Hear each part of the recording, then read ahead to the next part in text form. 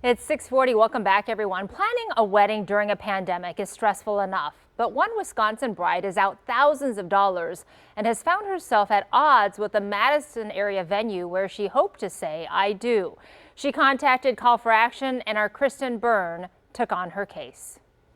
This has been incredibly stressful. Soon-to-be bride Ruthie Ballweg is trying to move forward with her wedding and honeymoon planning, but can't shake what happened with her first venue, the Fields Reserve in Dane County. We really needed a venue that could accommodate all of our families, so that was one of the main reasons we went with the Fields Reserve. They could have 300 people, which was great for us. Ruthie booked with them in December of 2019 and paid nearly $3,000 to hold a spot for an April 2021 wedding.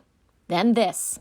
The pandemic hit and we weren't really sure what was going to happen. Ruthie says she was in constant communication with the venue, since for most of the pandemic, Dane County only allowed a maximum of 10 to 25 guests indoors.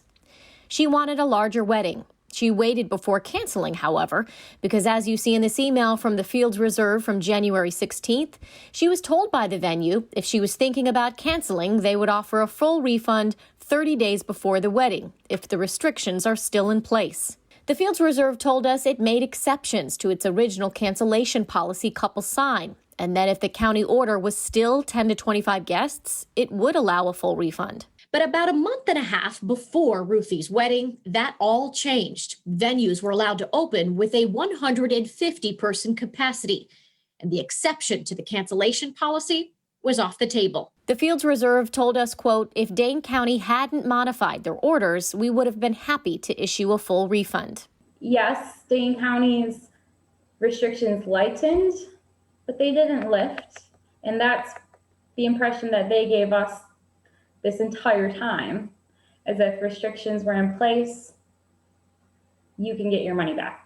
Per the Fields Reserve contract the couple signed, the venue did issue her security deposit back, $650, but she's out nearly $2,300. We had plans for this money.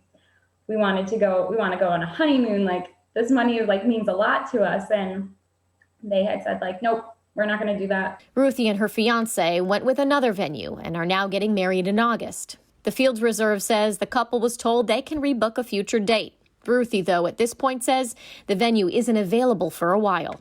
Steph and I have been together for 12 years almost. We don't want to wait another 2 years to get married. Did you learn anything in this experience at all?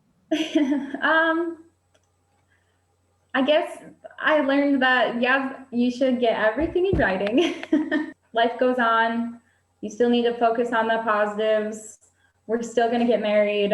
We're still going to live happily ever after. The Fields Reserve told us it understands Ruthie's frustration, but that it has been a hard time for small businesses like them too, and that it has refunded more than $230,000 to couples in the last year because those specific guest restrictions didn't change for their wedding date.